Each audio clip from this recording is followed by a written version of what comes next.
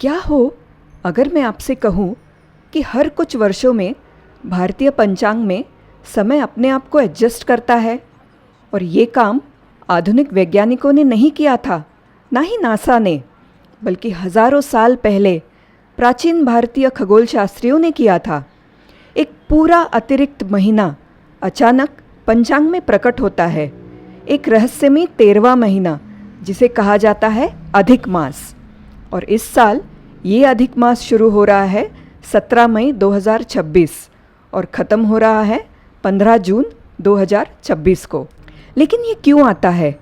इस दौरान शादी विवाह जैसे शुभ कार्य क्यों टाले जाते हैं? और आखिर हज़ारों साल पहले बिना टेलीस्कोप, कंप्यूटर और सैटेलाइट के भारतीय ऋषियों और गणितज्ञों ने इतना सटीक खगोलीय गणना कैसे कर ली? क्योंकि अधिक मास के पीछे छुपा है प्राचीन भारत की सबसे अद्भुत वैज्ञानिक और खगोलीय प्रतिभा का रहस्य। और एक बार अगर आपने इसे समझ लिया तो आप भारतीय कैलेंडर को कभी पहले जैसा नहीं देख पाएंगे। हम सभी सोचते हैं कि एक साल में 12 महीने होते हैं, लेकिन प्रकृति इतनी सरल नहीं है। चंद्रमा और सूर्य दो अलग अलग गति से चलते हैं। एक चंद्रमास यानी एक अमावस्या से दूसरी अमावस्या तक का समय लगभग होता है 29.53 दिन, यानी 12 चंद्रमास मिलकर बनते हैं 12 इंटू 29.53, जो होते हैं लगभग 354 दिन। लेकिन प्रकृति को सूर्य का एक चक्कर पूरा करने में लगते हैं 365.24 दिन, यानी हर साल लगभग 365 माइनस 354 मतलब 11 दिनों का अंतर पैदा हो जाता है। ज़रा सोचिए, हर साल चंद्र कैलेंडर सौर्य कैलेंडर से 11 दिन पीछे छूटता जाता है। अगर इसे ठीक न किया जाए तो कुछ सदियों बाद दिवाली गर्मियों में आने लगेगी, होली सर्दियों में और नवरात्रि पूरी तरह अलग मौसम में, यानी त्यौहार प्रकृति और ऋतुओं से पूरी तरह असंतुलित हो जाएंगे। तो सवाल है, प्राचीन भारतीयों ने इस खगोलीय समस्या को कैसे सुलझाया? यहीं से शुरू होती है भारतीय विज्ञान की असली महानता। प्राचीन भारतीय खगोल शास्त्रियों ने बनाया एक लूनी सोलर कैलेंडर, यानी एक ऐसा कैलेंडर जो एक साथ चंद्रमा और सूर्य दोनों की गति को ट्रैक करता है। इसके लिए चाहिए था चंद्र चक्रों का ज्ञान, सूर्य की गति की समझ, राशियों का अध्ययन और ऋतुओं के साथ सटीक तालमेल। और इसका समाधान इतना अद्भुत था कि आज भी दुनिया हैरान है। आधुनिक लीप ईयर की तरह सिर्फ एक दिन जोड़ने के बजाय भारतीय खगोल शास्त्रियों ने जोड़ दिया पूरा एक अतिरिक्त महीना, जिसे कहा गया अधिक मास और आध्यात्मिक रूप से पुरुषोत्तम मास। अब आता है सबसे हैरान कर देने वाला हिस्सा। अधिक मास कोई मनमाना महीना नहीं है, ये बेहद सटीक खगोलीय गणना पर आधारित है। हिंदू पंचांग में एक महत्वपूर्ण घटना होती है जिसे कहते हैं संक्रांति, जब सूर्य एक राशि से दूसरी राशि में प्रवेश करता है, जैसे मेष से वृषभ, वृषभ से मिथुन और ऐसे ही। आमतौर पर हर चंद्रमास में एक संक्रांति होती है, लेकिन कभी कभी एक ऐसा चंद्रमास आता है जो शुरू भी होता है और समाप्त भी बिना किसी संक्रांति के, यानी उस पूरे महीने में सूर्य राशि नहीं बदलता और वही महीना बन जाता है अधिक मास। अब ज़रा सोचिए, हजारों साल पहले इतनी सटीक गणना करने के लिए कितनी अद्भुत खगोलीय समझ चाहिए होगी।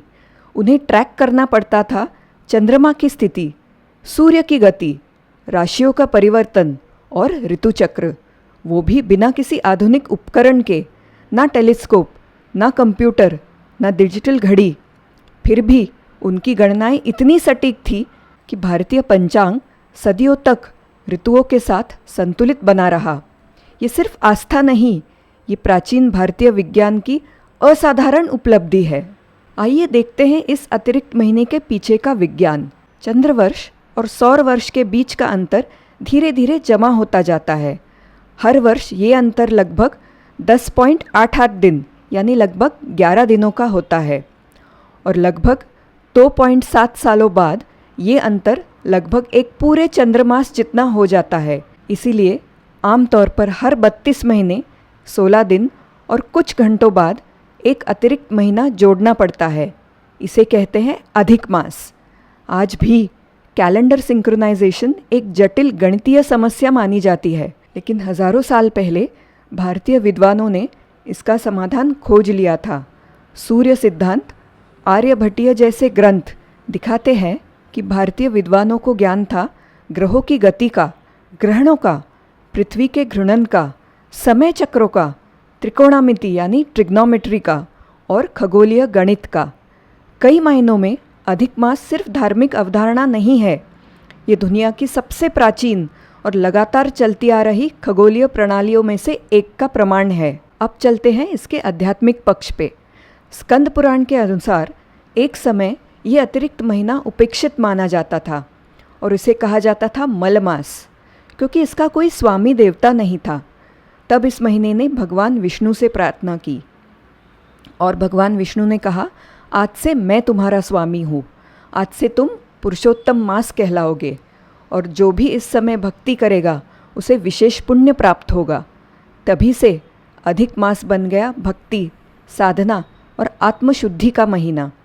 विष्णु सहस्त्रनाम का जप करना, दान पुण्य करना और ज़रूरतमंदों को अन्न और वस्त्र दान देना इस पवित्र महीने में अत्यंत महत्वपूर्ण माना जाता है। बहुत लोग अधिक मास को अशुभ समझते हैं, लेकिन ये सच नहीं है। परंपरागत रूप से विवाह, गृह प्रवेश, नए व्यापार जैसे कार्य इस दौरान टाले जाते हैं, क्योंकि ये महीना भौतिक उत्सवों के लिए नहीं है, बल्कि आध्यात्मिक चिंतन के लिए माना जाता है। ये समय आदर्श माना गया है ध्यान के लिए, मंत्र जाप के लिए, दान के लिए, व्रत के लिए, आत्म अनुशासन के लिए और भगवत गीता जैसे ग्रंथों के अध्ययन के लिए। मानो पूरा ब्रह्मांड कह रहा हो, थोड़ा रुकिए और खुद को फिर से संतुलित यानी रीसेट कीजिए। शायद यही कारण है कि आज भी अधिक मास इतना प्रासंगिक लगता है, क्योंकि आधुनिक दुनिया लगातार हमें दौड़ाती रहती है। ज़्यादा पैसा, ज़्यादा सफलता, ज़्यादा भाग दौड़। लेकिन अधिक मास हमें याद दिलाता है कि कभी कभी जीवन में आगे बढ़ने के लिए रुकना भी ज़रूरी होता है, सुधार ज़रूरी होता है। जब ब्रह्मांड का कैलेंडर भी खुद को संतुलित करता है, तो शायद इंसान को भी समय समय पर खुद को संतुलित करना चाहिए। तो अगली बार जब आप अधिक मास के बारे में सुने तो याद रखिए, ये सिर्फ एक अतिरिक्त महीना नहीं है, ये खगोल विज्ञान, गणित, अध्यात्म और ब्रह्मांडीय दर्शन का अद्भुत संगम है। ये प्रमाण है कि हजारों साल पहले भारतीय ऋषि और खगोल शास्त्री सिर्फ आकाश को देख नहीं रहे थे, वे समय के रहस्य को समझ रहे थे और उसी समझ से उन्होंने बनाया मानव सभ्यता के सबसे अद्भुत कैलेंडर सिस्टम्स में से एक। अगर आपको अधिक मास के पीछे छुपा ये विज्ञान और अध्यात्म पसंद आया तो ऐसे ही और रहस्यमय विषयों के लिए चैनल को सब्सक्राइब ज़रूर करें, जहां हम खोजते हैं भारतीय इतिहास, सनातन ज्ञान, प्राचीन विज्ञान, खगोलीय रहस्य और हमारी सभ्यता की अद्भुत विरासत। क्योंकि जितनी गहराई से आप भारत की अतीत को समझोगे, उतनी ही ज़्यादा आप उसकी महानता से चकित रह जाएंगे। नमस्कार।